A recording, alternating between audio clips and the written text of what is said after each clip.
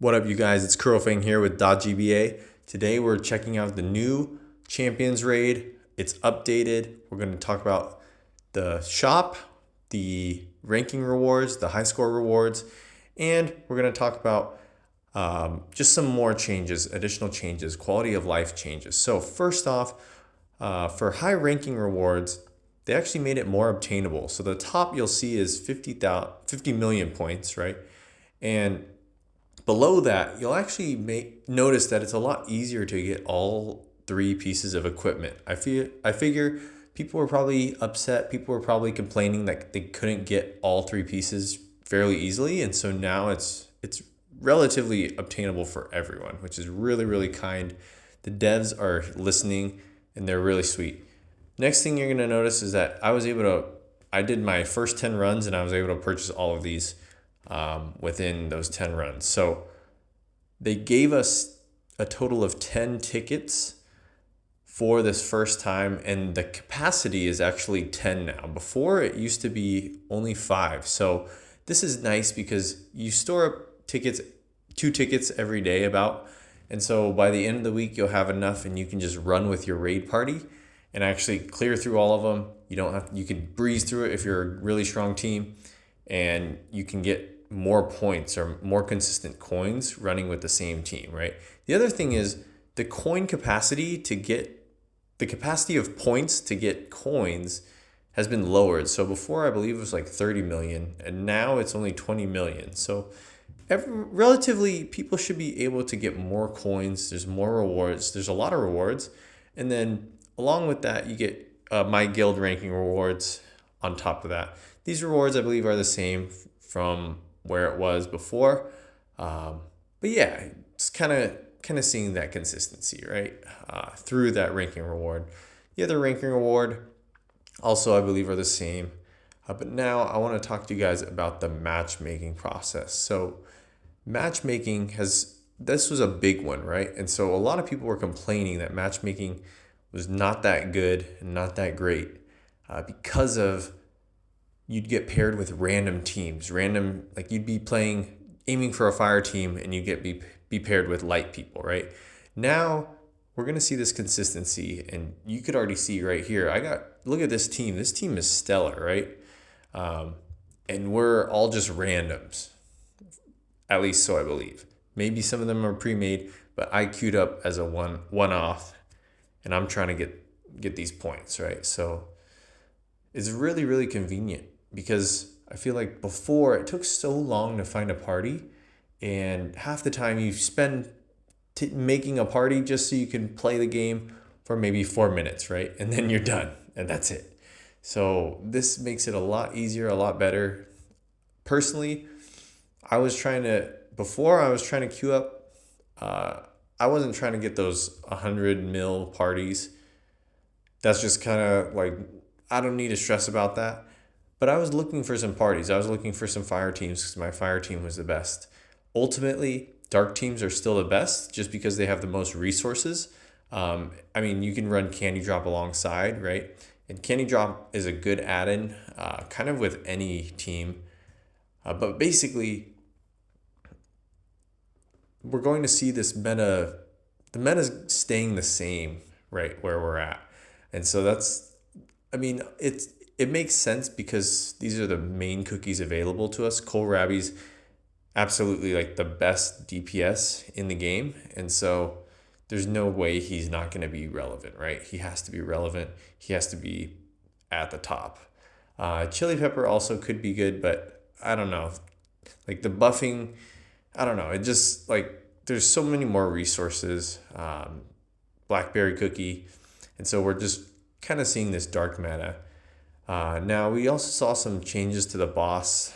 The area was nice. It's like a little different than the other one. I think the swarm was pretty brutal on some people. Some people didn't know how to play it before, and so the way they're spread out it's kinder to those unskilled players, right? It's just easier to deal with. They also added like a new phase where you get some lasers here and there. We'll see that coming up, but it's a good time. I feel like for the most part, it's a good time. I'll also kind of teach you how to play around it. And so going back to like what the devs are doing, I think the devs are doing a fantastic job. We're able to see like all of the implementations, and they're just like helping us get there, right? By all means, right? I'm a free to play player. I'm not even gonna aim for like, if they have free rewards, like giveaways, if there are giveaways and things, I'm not gonna apply for them. I'm just here to do the free to play experience, right? That's just me. That's how I roll. And we see these lasers here actually. We'll put that on pause. So we see these lasers here, and what you want to actually do is you want to make sure if there are any melee allies on your team, you want to aim to make it so the lasers aren't going to be next to the boss, because it's going to get in the way. You're not going to be able to hit the boss. Obviously, it's going to be better if you don't have those melee allies. Most of the high DPS like Lemon Zest and Kohlrabi don't have to worry about it, but just so you know, you can be courteous. You can get more damage in, get your team more damage if you move around and position yourself so the lasers don't actually end up right in front of the boss and everyone can attack the boss. A side note. That was just a side note. But anyways, so what we're seeing from the devs has been absolutely killer. We've been seeing, like, we had the Korean Thanksgiving event. I don't want to butcher the name, so I'm not going to say it. And we also had the autumn fortune cookie update. We got more fortune cookies, which is huge. More fortune cookies, more rewards. I think the other day I got literally like 10 artifact pulls from, I think it was just an epic. It wasn't even a super epic. It's like ridiculous, right? So super grateful. They're super helpful. But what you can see is, you see the contribution, same thing. Side note on raid contribution later, but I think Champions Raid contribution is a great thing to have. I wish we would have it in raids. I think it helps us like understand how good we're doing or how much we're helping. And I think that's a good thing. It gives the player like more responsibility, because then they know what they're doing or what they're not doing, right? And I was just checking here to see if there's any differences. Not really any differences.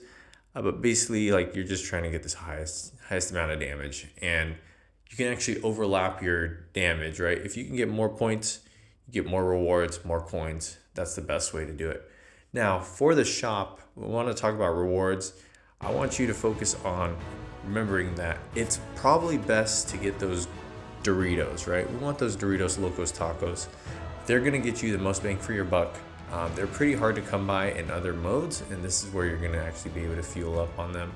Now, next order of importance is how the other elements queues work. So I just actually played with mala sauce in a queue, and it wasn't pretty, right? It was not pretty at all. Typically, I think at the end of the day, dark is going to be the best to queue with, just because it's the best statted teams. And you're going to get the most rounded team. Like, most people are playing dark, so you're going to get queued with more dark people. If you're playing with other elements, you're not likely going to be matched with other elements. And so while it is unfortunate, that's the reality of the meta, right? People want to get matched with their same elements, but you're not necessarily going to get that because of the meta right now. So just be aware. Queues also take longer, but be aware. Have a good one. Take care. Later. Buff Muscle Cookie. Hashtag Buff Muscle Cookie. Hashtag Buff Muscle Cookie.